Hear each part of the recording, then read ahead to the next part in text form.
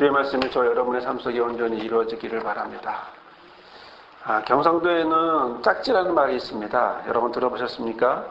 이 짝지라는 말은 무슨 뜻이냐면 우리말로 짝꿍, 짝이라고 하는 그런 말인데요. 저 어릴 적 기억이 납니다. 초등학교를 입학하고 이제 짝을 정해주면 조그마한 책상에 두 명이 앉아서 이렇게 있게 되죠. 근데 잘 지내지 못하죠. 싸우게 되고 그냥 삐지게 되고 이래 되면 꼭 하는 것이 있습니다. 뭐죠? 줄을 끊고 그 줄 넘어오면 다 내 거, 넘어오면 하면서 막 싸우는 그런 기억이 납니다. 자, 짝이 있다라는 것은 참 행복합니다. 짝이 없는 것보단 짝이 있어서 친구가 있다라고 하는 것은 참 좋은 기억인 것 같아요. 친구들과 놀았던 기억들은 우리를 참 행복하게 하죠. 사람은 혼자서 힘을 내기는 어렵습니다. 하지만 누군가 옆에서 이렇게 이야기를 해주고 격려를 해주면 참 그것이 한마디가 우리를 힘이 되게 하고 평생 그 말 한마디 때문에 평생 살아감에 힘이 되는 것을 경험하게 되죠. 자, 사람들은 이런 것을 짝이라고 하는데 짝은 다양하게 있습니다. 어릴 적 짝을 보면 소꿉놀이 하던 짝도 있고요. 방금 말씀드렸다시피 학교에 같이 앉아서 싸우던 그런 짝도 있고요. 더 크면 이성을 찾아 사랑하는 사람을 찾아 그리고 그렇게 만나서 결혼도 하는 그런 짝도 있고요. 또 넓은 의미로 말하면 내가 힘들고 어려울 때 옆에서 힘이 되어주고 말 한마디 거들어주고 또 등을 두들겨주는 이런 한 사람, 격려해주는 이런 한 사람, 선배나 후배나 주변 사람들, 이런 사람들의 모습이 바로 짝의 모습이라는 거죠. 자, 그런데 이런 우리가 좋은 어릴 적 기억을 갖고 있는 반면에 요즘 우리 어린아이들은, 초등학생들은 어떤 모습일까 한번 알아봤습니다. 과연 우리 어린아이들은, 초등학생들은, 즉 초등이라고 하는 이 초등으로 살아가는 데 있어서 우리 어린아이들은 어떻게 살아가고 있을까? 그들에게 질문을 해봤는데요. 여러분들 이 질문을 들어보면서 여러분들은 아마 어떻게 대답하실지 한번 여러분 어떻게 대답하셨고 또 우리 현재 어린이들은 어떻게 대답할지를 한번 상상해 보시기 바랍니다. 내가 잊고 싶은 두려움은 어떤 걸까요? 우리 가족이 나에 대해서 뭐라고 말할까요? 또 나의 가장 큰 결점은 뭘까요? 언젠가 나는 꼭 하고 싶은 게 뭘까요? 뭐라고 대답하실래요? 자, 첫 번째 질문에 우리 초등학생들은 이렇게 대답했습니다. 내가 잊고 싶은 가장 큰 두려움은 이번에 친 시험 점수라는 거예요. 우리 가족이 나에 대해서 뭐라고 말하냐면 공부 잘하는 것만 말한다는 거죠. 나의 가장 큰 결정은 뭘까요? 공부를 못한다는 것이고요. 언젠가 나의 꿈이라고 할 수 없는 언젠가 나는 뭐가 하고 싶으냐면 공부 제일 잘하는 저 아무개를 이기는 것이다. 이렇게 우리 어린이들이 대답했다고 합니다.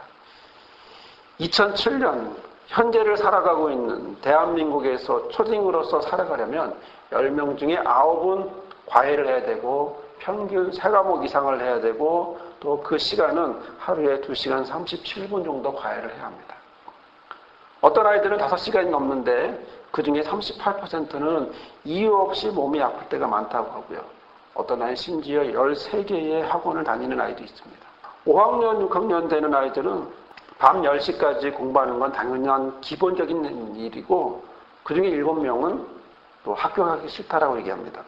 왜 학교 가기 싫을까? 학교 가지 싫은 이유를 말해라고 물어보면 그것은 이미 학원에서 다 배웠는데 반복하기 때문에 지루하다라는 겁니다. 한 번은 한 초등학교 선생님이 이런 이야기를 했습니다. 수업 중에 아이들이 수업을 받다가 갸우뚱한 표정을 짓더래요. 그래서 왜 그러냐고 물어봤더니 왜 그렇게 어렵게 가르쳐 주세요? 공식만 알려주세요. 이렇게 이야기하더라는 겁니다. 그들에겐 설명도 상황도 필요 없이 시험 잘 보는 공식만 알면 그러면 그게 끝이라는 거죠. 우리 어린이들은 30%가 하루에 부모와 이야기하는 시간이 30분 정도라는 것이죠. 또 30% 어린이들은 친구들과 노는 시간이 아예 없습니다. 53%는 가출하고 싶어 했고요. 다 초등학생 얘기입니다. 어른 얘기가 아닙니다. 중등학생 얘기가 아니라 초등학생 얘기입니다. 27%는 자살하고 싶었다고 그런 이야기를 합니다. 자살하고 싶은 가장 큰 이유는 뭐냐? 성적 때문이라는 거죠.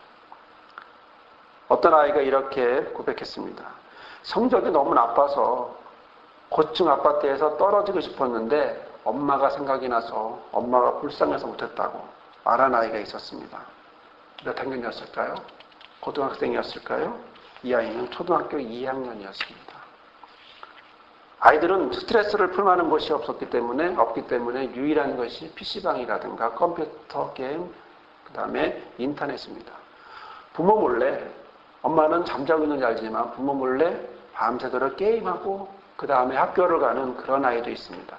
소아정신과 의사는 이렇게 말합니다. 학업의 스트레스로 인해서 행동 정서 장애를 앓는 아이는 대부분 게임에 깊이 빠져 있다라고 합니다. 그러면 우리 이것이 2007년도를 살아가고 온 우리 어린아이들, 초딩에 대한 이야기일까요? 바로 이런 모습은 어른들에게도 저와 여러분의 어른들의 모습일 때도 있습니다. 하루의 시작은 10명 중 9명은 수면 부족으로 시작합니다. 일어나고 싶어 일어난 것이 아니라 억지로 자명종을 눌러서 깨워서 일어나야 한다는 것이고요. 또 하루의 시작을 자판기 커피로 시작을 하고요. 하루에 평균 9시간 42분을 일을 하고 10명 중 6명은 회사에 대한 자부심을 느끼지 못하고 5명은 일주일에 한 번 이상은 과음을 하는 그런 모습으로 한 주 한 주를 살아간다고 합니다. 3개월마다 느끼는 것은 뭐냐면 3개월마다 한 번씩 느끼는 것은 회사를 그만두고 싶다, 때려치고 싶다라고 한 퇴사 충동을 느끼는데 직장인들의 96% 전부라는 거죠. 전부라고 하는 이 사람들은 모두가 3개월에 한 번씩은 그만두고 싶은 그런 생각을 한다고 합니다. 하지만 그만두지 못하는 이유, 학자금 대출 때문이고 어학 연수 때문에 진 빚이었고 그래서 새내기 직장인들의 51%는 300에서 700 정도가 빚이 있고 또 그만두지 못하는 이유는 가족들 때문에, 식구들 때문에, 또 물질적인 것 때문에 그만두지 못하는 것이 우리의 현실이라는 거죠. 10명 중 9명은 아파서 출근해야 합니다. 비록 회사가 자기를 소중히 여기진 않고 어떤 도구처럼 소모품처럼 여긴다 할지라도 정든 동료들이 있기 때문에 다른 직장으로 쉽게 옮길 수 없다라고 말하는 직장인들도 절반이나 되었습니다. 그러면서 퇴근하는 그 시간 귀갓길에 2명 중 1명은 자신이 불행하다고 생각한다고 합니다. 여러분 어떻습니까? 여러분도 이런 경험들을 하십니까? 매일매일 이렇게 수면 부족과 함께 이러한 삶을 또 오늘 하루를 마칠 때 나는 행복한 하루였어 라기보단 2명 중에 1명처럼 오늘 나는 또 불행한 하루, 억지로 끌려다니는 하루를 살았어 이렇게 생각하십니까? 6살 난 아이들은요 하루에 몇 번 웃을까요? 하루에 300번 웃습니다. 굉장히 많이 웃는 것 같죠. 근데 정상적인 어른은 그럼 이에 비해서 몇 번 웃을까요? 정상적인 어른은 17번밖에 웃지 않습니다. 왜요? 크면서 웃을 일이 없어졌을까요? 현실을 보면서 웃고 싶은 마음이 없어졌기 때문이겠죠. 아무리 좋은 일이 있어도 웃고 싶지 않고 외롭고 힘들다라고 하는 것이 더 크기 때문이지 않을까 싶어요. 사실 현대인들은요 외로움을 느끼며 살아갑니다. 그 감정 속에 빠져서 살아갑니다. 비가 오면 비가 와서 외롭고 친구가 약속을 어기면 어겨서 외롭고 내가 원하는 저 사람이 말을 걸어주지 않으면 말을 걸어주지 않아서 외롭고 사람들은 누구랑 함께 있고 싶어 하지만 사람들이 많지만 여러 사람들이 있지만 그러나 그 속에서 느끼는 것은 외로움이고 고독감이라는 겁니다. 가끔 우리는 이런 바람을 갖습니다. 나의 말을 들어줄 사람이 옆에 있다면 얼마나 좋을까. 내 말을 들어줄 수 있다면 그리고 그 사람의 위로를 통해서 내 마음이 만져질 수 있다면 누군가가 내 마음을 만져서 내 고민을 들어주어서 내가 그동안 웃지 못했던 얼굴을 이젠 한번 웃어볼 수 있다면 손을 잡고 걸어가는 모습을 상상도 해보고 그러나 현실은 전혀 그렇지 않은 그런 모습이 될 때가 너무나 많은 것을 우리는 경험하고 삽니다. 자, 그러면 우리가 믿는 예수님, 우리가 삶의 모델로 삼고 있는 우리의 삶의 모델이 되어주시는 예수님은 어떠셨을까? 혼자셨을까? 아니면 동반자 또는 짝꿍이 있으셨을까? 예수님의 주변은 사람들이 많았습니다. 사람들이 굉장히 많이 찾아왔습니다. 많기 때문에 외롭지 않았을까요? 하지만 그들은 동일한 바람이 있었는데 자신의 병이 낫고 싶거나 문제가 해결되고 싶거나 아니면 어떤 목적을 이루고 싶어서 예수님을 찾아왔습니다. 어느 누구도 예수님과 마음을 같이 하면서 그와 이야기하고 싶어 온 자가 거의 없었습니다. 성경에 있다면 혹시 향유를 부은 마리아 정도라고 할까? 그 이외에 제자들조차도 예수님에게 그다지 관심이 없었습니다. 오히려 자식이 문제에 더 관심이 많았죠.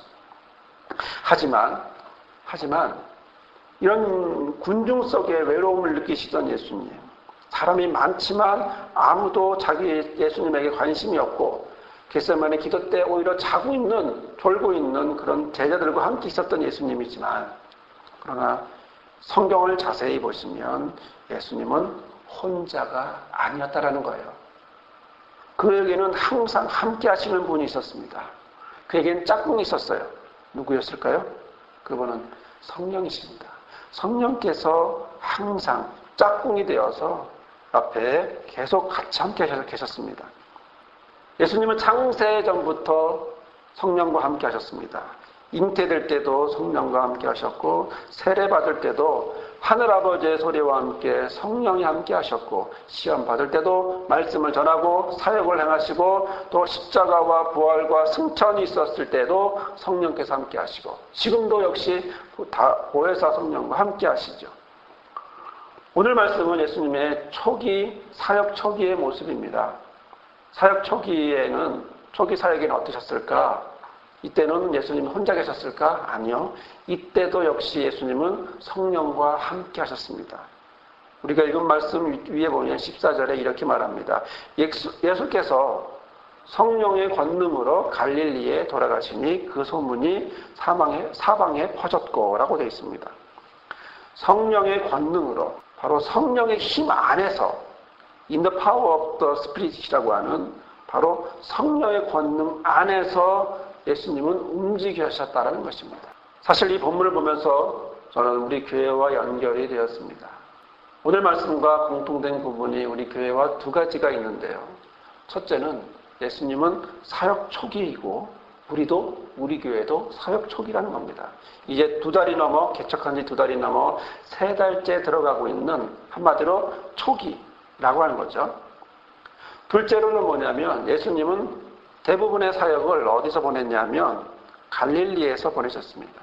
갈릴리에서 보내셨고 그곳에서 사역을 하셨는데, 이것은 곧 이들은 어떤 사람들이냐면 외롭고 힘든, 그리고 당시에 이런 갈릴리 사람들에 대해서는 사람들의 마음은, 사람들의 모습은 그다지 소외된 지역으로, 그리고 하나님의 은총과 관심이 상대적으로 덜 미치는 곳이라 인식되는 그런 갈릴리 지역이었습니다. 근데 이런 갈릴리 지역을 사역하시던 예수님, 바로 이런 예수님이 모습이 바로 우리의 모습이기도 하는 거죠. 왜냐하면 예수님이 갈릴리로 가셨듯이 저와 우리 교회는 동백으로 들어오고 말았다는 거죠. 동백으로 들어왔고, 이곳에서 사람들을 보니까 겉은 높은 아파트에 둘러싸여 있지만 속은 세상의 틀에서 맞춰서 살아갈 수밖에 없는 그런 상황들을 우리는 보게 됩니다. 가족 단위로 움직이고 젊은 세대도 많지만 그들의 눈에는 희망이나 어떤 활기찬 모습보다는 왠지 지치고 힘들어 보이는 그런 모습을 더 많이 발견하기 때문에 그렇습니다. 과연 이들에게 필요한 건 뭘까? 갈릴리 사람들에게 필요했던 것은 성령이셨던 것처럼, 예수님이셨고 성령이셨던 것처럼, 과연 이 동백 사람들에게 필요한 것은 뭘까? 그것은 바로 짝꿍, 바로 이런 동백의 사람들에게 필요한 것은 그들의 손을 붙잡고 인도하고 이끌어줄 바로 그분은 과연 누굴까? 바로 그분 동백 사람들에게도 짝꿍이 필요하지 않을까라는 거죠. 사전에서 보니까 짝꿍의 의미는요, 짝을 이루는 동료 또는 뜻이 맞거나 매우 친한 사람을 이야기합니다. 짝은 둘이 서로 어울려서 한 벌이나 한 쌍을 이루는 것입니다. 그러니까 짝은 혼자 있는 게 아니라 둘이서 같이 있어야죠. 둘 내지는 그 이상이 한 쌍이 돼서 한 무리가 되어 있어야 되고요. 그리고 짝을 통해서 매우 친한, 뜻이 맞거나 친한 사람들이 하나가 되어서 서로 짝이 된다라고 하는 것입니다. 사실 이것은 한자에서도 보면 그대로 보여지는데요. 사람 인자가 그렇습니다. 혼자 설 수 없는 거죠. 사람 입자는 바로 누군가가 잡아줘야 되고 또 그 잡아주는 그것에 기대고 있어야 한다는 것입니다. 성경은 뭐라고 말할까요? 성경은 그러면 성령에 대해서 뭐라고 말하냐면 보혜사라고 합니다. 보혜사, 지킬 보자에 은혜 해자, 은혜를 지키시고 은혜를 주신다라고 하는 뜻을 갖고 있는데요. 자, 그러면 이렇게 말하면 좀 짝꿍이라는 말과는 좀 거리가 있는 것 같죠? 하지만 헬라어를 통해서 이 보혜사라고 하는 말을 보면 파라클레토스입니다. 파라클레토스. 파라클레토스라고 하는 이 보혜사라고 하는 말은 뭐냐면 파라클레오에서 나왔는데 파라라는 것은 곁에입니다. 곁에서, 주변에. 클레오는 이야기하다. 곁에서 이야기하다. 무슨 얘기할까요? 위로를 얘기하는 겁니다. 그러니까 파라클레오는 위로하다. 위로를 주다. 위로하다. 그러니까 파라클레토스라고 하는 보혜사는 결국 뭡니까? 위로자. 보혜사는 위로자. 위로해주는 분이다라는 것이죠. 곁에서 이야기하시는 분. 어떤 모습입니까? 짝꿍이라는 거예요. 옆에서 나의 말을 들어주고 나에게 이야기해주고 또 나의 모든 것들을 알려주고 인도해주는 분. 보혜사. 왜 성령을 통하여 말할 때 우리는 성령님 우리를 인도해달라고 말하는가? 그것은 바로 그분이 보혜사이기 때문에 그렇습니다. 요한복음 14장 16절에 이렇게 말합니다. 내가 아버지께 구하겠으니 그가 또 다른 보혜사를 너희에게 주사 영원토록 너희와 함께 있게 하시리니 라고 말씀하고 있죠. 또 밑에 26절에는 보혜사 곧 아버지께서 내 이름으로 보내실 성령 그가 너희에게 모든 것을 가르치시고 내가 너희에게 말한 모든 것을 생각나게 하겠다라는 것입니다.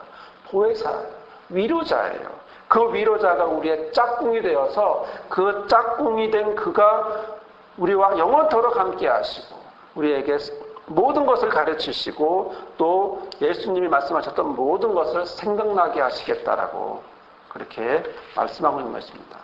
그리고 보혜사는 짝꿍이라는 것입니다. 저와 여러분의 짝꿍이십니다. 이 짝꿍이신 성령께서 예수님과 함께 하셨는데요.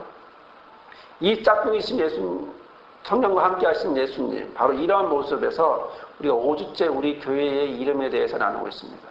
먼저 우리 교회는 우리의 형상이 있는 교회입니다. 구약에 나오는 하나님의 형상, 우리의 형상은 원형의 형상입니다. 이 원형의 형상과 신약에 와서는 그 형상이 바로 예수 그리스도라고 하는 사실을 성경은 증거하고 있습니다. 둘째로 우리 교회는 예수 그리스도의 진리의 울타리 안에 있는 교회라고 했는데 진리의 울타리 안에 있는 그 모습을 통해 하나님은 기뻐하신다라고 은혜를 나눴죠. 또 그 진리가 예수 그리스도, 즉 예수라는 진리 안에 있어야 하고 예수의 말에 거하면 제자가 되고 진리를 알게 되고 자유케 된다라고 하는 사실도 우리는 말씀을 통해 보았습니다. 세 번째 우리 교회가 우리 교회인 것은 보혜사 성령이 함께 하시는 공동체의 위로가 있는 교회인데요. 바로 이러한 성부 성자와 함께 하시는 성령이 어떤 역할을 하고 있는지를 보면서 우리가 은혜를 나누려고 합니다. 성령의 가장 중요하고 큰 역할은 함께 하신다는 겁니다. 위로하신다는 겁니다. 짝꿍이라는 것입니다. 짝꿍으로서 우리와 함께 하시죠. 이런 사실을 예수님은 어떻게 고백하실까?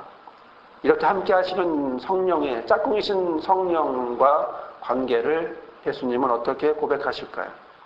예수님은 이사야에서 61장 1, 2절의 말씀을 들어 사람들 앞에 고백을 하시는데요. 오늘 우리에게 주시는 말씀이 배경입니다. 예수님은 선교 초기에 고향 나사렛에 갔습니다. 그날은 안식일이었습니다. 예수님은 규례대로, 즉 늘 하시던 대로 회당으로 들어가셨습니다. 당시 유대인들은요. 5살이 되면 회당으로 들어가도록 되어 있고요. 13살이 되면 그 회당을 출석하면서 유대 생활, 율법 생활을 하도록 되어 있었습니다. 그렇기 때문에 회당에 들어가는 것은 너무나 자연스러운 것이고 늘 하던 대로 하는 것이라는 거죠. 성경에는 어떤 유대 전통에 대해서 나오진 않지만 당시 알려져 있는 유대 전통은 먼저 기도를 합니다. 회당에 들어가면 개인 기도를 하고 그 다음에 쉐마라고 하는 말씀을 고백을 하고 또 소위 18기도문이라고 해서 18개의 강구로 이루어져 있는 기도문을 낭송을 하고 그러면서 예배가 이렇게 진행되는데 모세오경을 중심으로 말씀을 하죠. 예수님도 당시 이런 모습을 하셨을 텐데요. 관례적으로 항상 해오던 식으로 회당에 들어갔고, 고향에 갔고, 회당에 들어갔고, 항상 봐왔던 그들과 함께 모세오경의 두루마리를 펴고 듣는 것을 보았을 것입니다. 그리고 예언서를 펴게 되었는데요. 회당에서 예수님은 일어나셔서 그곳에 나가서 그 말씀을 읽었습니다. 그날 읽은 말씀이 오늘 우리에게 주시는 말씀 이사야 61장 1절과 2절입니다. 모세오경을 읽고 그 다음에 예언서를 읽을 때 예수님은 그 예언서를 읽은 것입니다. 참 놀라운 일은 많고 많은 성경 구절 중에 어떻게 이사야 61장을 읽었냐는 것입니다. 일부러 찾으셨을까요? 그러나 유대의 회당의 관례는 그게 아니고 자연스럽게 순서에 따라 있기 때문에 그것은 예수님의 선택이 아닌 읽을 순서였습니다. 이건 과연 뭘 얘기할까요? 예수님이 그것을 읽을 때 하나님께서는 치밀한 섭리를 보여주셨다는 겁니다. 그 말씀을 읽을 수 있도록 61장을 펴놓게 하셨고 예수님은 읽을 그 말씀을 보고 읽고 그리고 그것을 자연스럽게 읽은 다음에 그것에 대한 말씀을 전하게 되었습니다. 당시 아무나 설교하는 건 아니고 권위자가 설교를 하는데 예수님의 소문이 온 사방에 퍼졌기 때문에 사람들도 14절 15절에 보다시피 사방에 퍼졌기 때문에 자연스럽게 사람들은 회당에 있는 사람들은 예수님을 쳐다보게 되었다는 것이죠.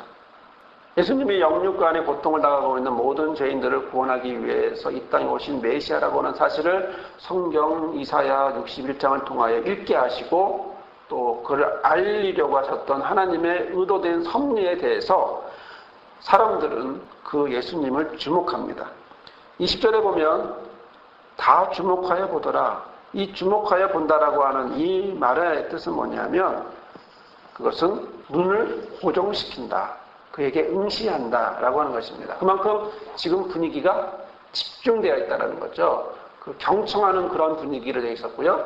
예수님이 그 말씀을 하시면 그 말씀에 대해서 해석을 하시면 그 말씀을 듣는 그들은 듣겠다라고 하는 자세를 갖고 있었다는 거예요. 그 주목해서 봤어요. 주목해서 봤는데 21절에 보니까 이에 예수께서 저에게 말씀하시되 이 글이 오늘날 너희 귀에 응하였다라고 말씀하고 있습니다. 표준세 번역에 이 성경 말씀은 너희가 듣는 가운데서 오늘 이루어졌다라고 말씀하고 있습니다. 하나님의 말씀이 오늘 이루어졌다라고 예수님은 증거하고 있습니다. 하나님의 말씀이 오늘 이 자리에서 이 말씀이 온전히 이루어졌다.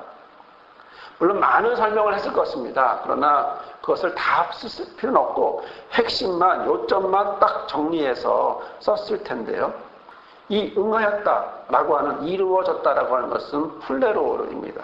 플레로어는 뭐냐면 넘친다라는 뜻입니다. 즉 하나님의 말씀이 우리의 삶 가운데 이 자리에 유대 땅의 세상 가운데 충만하게 넘치도록 하셨다라고 넘치게 되었다라고 말하고 있는 거죠. 이미 성취되었다라고 말하고 있는 것입니다.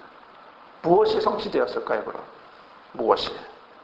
여기에는 18절, 19절에 있는 말씀이 이루어졌음을 말하고 있습니다. 주의 성령이 내게 임하셨으니 그러면서 6가지의 것을 이야기하고 있습니다. 한번 말씀을 한번 자세히 보시면 이렇게 되어 있습니다. 주의 성령이 내게 임하셨으니 왜 임하셨을까요? 왜 주의 성령이 임하셨을까요?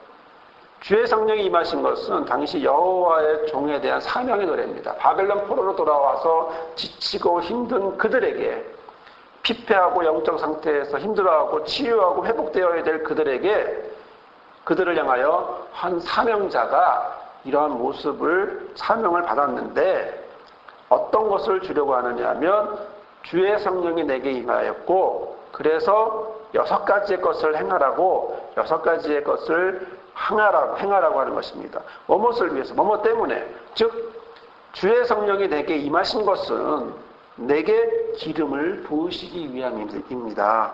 두 번째는 나를 보내사 가난한 자에게 복음을 전하게 하시기 위함입니다. 포로된 자에게는 자유를 전파하게 하기 위함입니다. 눈먼 자에게는 다시 보게 하기 위함입니다. 눌린 자에게는 치유케 하기 위함입니다. 그리고 마지막으로 나에게 성령을 주신 이유는 주의 은혜의 해를 전파하기 위함입니다. 이 6가지의 목적, 6가지의 방향, 6가지의 사명을 위해서 예수님에게 주의 종에게 성령을 주셨다, 임하게 하셨다라고 하는 것입니다. 주의 성령이 임하셨습니다. 6가지의 삶의 복을 주시면서 임하셨습니다. 홀로 있지 않게 누군가와 함께하도록 바로 이런 모습으로 오셨는데 성령이 임하셨습니다. 6가지의 삶의 복을 주셨는데 여러분 예수님이 성령을 받으시고 바로 이렇게 말씀이 온전히 이루어지고 이 6가지의 목적이 온전히 응하여지고 이루어지는 이런 모습은 당시 그때 그 시간으로서 끝나는 것이 아닙니다. 이 말씀은 바로 이 자리 저와 여러분에게도 동시에 이루어지는 하나님의 말씀인 줄 믿습니다. 하나님은 저와 여러분에게 이렇게 말씀하고 있는 것이죠. 주의 성령이 내게 임하셨으니 그러면서 6가지의 모습을 우리의 삶 가운데 드러내기를, 삶 가운데 나타내기를 원하시는 것입니다. 이사야 44장 3절에 보면 대저 내가 가란 자에게 물을 주며 마른 땅에 신내가 흐르게 하며 나의 신을 내 자손에게 나의 복을 내 후손에게 내릴 것이다 라고 말씀하고 있습니다. 에스겔서의 말씀을 보면 39장에는 이는 내가 내 신을 이스라엘 족속에게 쏟았습니다 라고 말하고 있습니다. 사랑하는 성도 여러분, 오늘 예수께서는 홀로 있지 않고 계십니다. 바로 성령이 함께 하십니다. 보혜사 성령, 위로하시는 성령, 짝꿍이시는 성령께서 함께하여 주십니다. 그리고 그 성령이 임하여서 그 말씀의 6가지의 모든 목적들이 그 삶 가운데 온전히 이루어졌음을 증거하고 있습니다. 이 말씀은 곧 우리의 삶 가운데 우리가 직장에서, 사회에서, 가정에서, 학교에서, 다니는 모든 지역에서 바로 이러한 말씀이 우리 삶 가운데 이루어지기를 원하시는 것입니다. 주께서 오늘 저와 여러분에게도 성령과 함께 하십니다. 성령으로 역사하십니다. 성령으로 임하셨습니다. 짝꿍이신 성령께서, 보혜사이신 성령께서 우리와 함께 하십니다. 영원토록 우리와 함께 하시겠다라고 떠나지 아니하시는 짝꿍으로 우리와 함께 하십니다. 그분은 우리에게 우리의 삶 가운데 가정과 직장과 사회와 모든 곳에서 이렇게 하기를 원하십니다. 내게 기름 부으시기를 위함이었습니다. 나를 보내사 가난한 자에게 복음을 전하기 위함이었습니다. 포로된 자에게 자유를 전파하기 위함이었습니다. 눈먼 자에게 다시 보게 하기 위함이었습니다. 눌린 자를 자유케 하기 위함이었습니다. 주의 은혜의 해를 전파하기 위함이었습니다. 저와 여러분은 성령과 함께 하십니다. 성령께서는 저와 여러분과 함께 하여 주십니다. 세상 끝날까지 짝꿍으로, 보혜사로, 위로자로 우리와 함께 하여 주십니다. 성령이 오셨기에 저와 여러분의 삶은 이렇게 이루어집니다. 누구처럼? 예수님처럼 오늘날 너희 귀에 응하였다 라는 말씀이 저와 여러분의 삶 속에서 온전히 고백되어지기를, 이 말씀이 온전히 이루어지는 것을 보며 우리의 입으로 고백되어지는 삶을 사시는 저와 여러분이 되기를 주님의 이름으로 축원합니다. 아멘. 이제는 우리와 세상 끝날까지 함께 하시는 예수 그리스도의 은혜와 그 아들을 보내주심으로 우리에게 희망을 주시는 아버지 하나님의 크신 사랑과 우리의 삶 속에 짝꿍이 되어주시고 우리를 이끌어주시고 보호하시고 위로하시고 또한 함께 하시는 성령님의 역사하심이 오늘 예배하며 주의 말씀을 깨닫고 우리 삶 가운데 주의 성령이 임하셨기에 6가지의 삶의 모습으로 살아가기를 결단하는 모든 성도들 삶 위에와 또한 미래의 목자들 삶 위에 그리고 우리 교회와 모든 믿는 자들의 삶 위에 영원히 함께하옵시기를 간절히 축원하옵나이다. 아멘.